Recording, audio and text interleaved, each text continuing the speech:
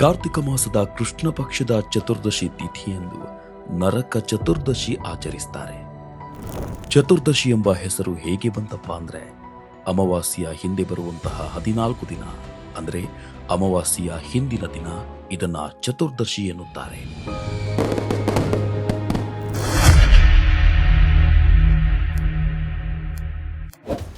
ಪುರಾಣಗಳ ಅನುಸಾರ ದ್ವಾಪರ ಯುಗದಲ್ಲಿ ಒಬ್ಬ ನರಕಾಸುರ ಎಂಬ ಅಸುರ ಇರ್ತಾನೆ.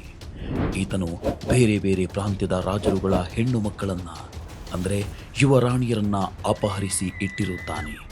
ಆ ಸಂದರ್ಭದಲ್ಲಿ ಸೆರೆಮನೆಯಲ್ಲಿ ಇರುವಂತಹ ಹೆಣ್ಣು ಮಕ್ಕಳು ಕೃಷ್ಣನನ್ನ ಸ್ಮರಿಸ್ತಾರೆ.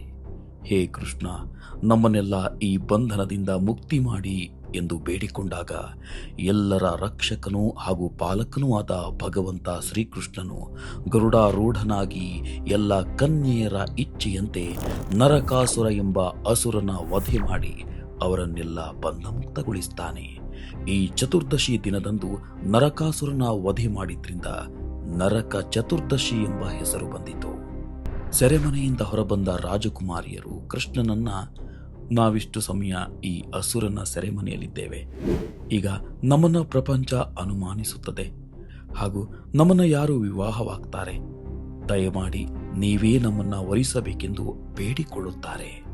ಈ ದಿನದಂದೇ ದ್ವಾರಕಾಧೀಶನಾದ ಶ್ರೀಕೃಷ್ಣ ಪರಮಾತ್ಮನು ಏಕಕಾಲದಲ್ಲಿ 16,000 ಕೃಷ್ಣರಾಗಿ ತನ್ನನ್ನು ತಾನು ವಿಸ್ತರಿಸಿಕೊಂಡು 16,000 ಕುಮಾರಿಯರನ್ನ ಬೇರೆ ಬೇರೆ ಮಂಟಪಗಳಲ್ಲಿ ಏಕಕಾಲದಲ್ಲಿಯೇ ವರಿಸ್ತಾರೆ ಹಾಗೂ ಅವರೆಲ್ಲರೂ ದ್ವಾರಕೆಯ ರಾಣಿಯಾಗುತ್ತಾರೆ. ಈ ಮಹತ್ ಕಾರ್ಯ ಭಗವಂತನಿಗೆ ಅಲ್ಲದೆ ಮತ್ಯಾರಿಗೆ ಸಾಧ್ಯವಾದೀತು? ಆ ಅಸುರನ ವಧೆಯ ಸಂತಸದ ಆಚರಣೆಗೆ ಲೋಕವೆಲ್ಲ ಕತ್ತಲೆಯಿಂದ ಬೆಳಕಿನಡೆಗೆ, ಅಜ್ಞಾನದಿಂದ ಸುಜ್ಞಾನದ ಕಡೆಗೆ ಎಂಬ ಅರ್ಥದೊಂದಿಗೆ ಈ ಹಬ್ಬವನ್ನ ಆಚರಿಸುತ್ತಾರೆ.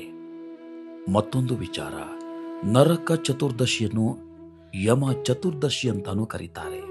ಈ ದಿನದಂದು ಯಮರಾಜನ ತಂಗಿ ಯಮುನೆಯು ತನ್ನ ಅಣ್ಣನಿಗೆ ಆರತಿ ಎತ್ತಿ ಆಶೀರ್ವಾದ ಪಡೆದು ಅಣ್ಣನ ಶ್ರೇಯಸ್ಸು ಬಯಸಿ ಹೋಗುತ್ತಾಳೆ.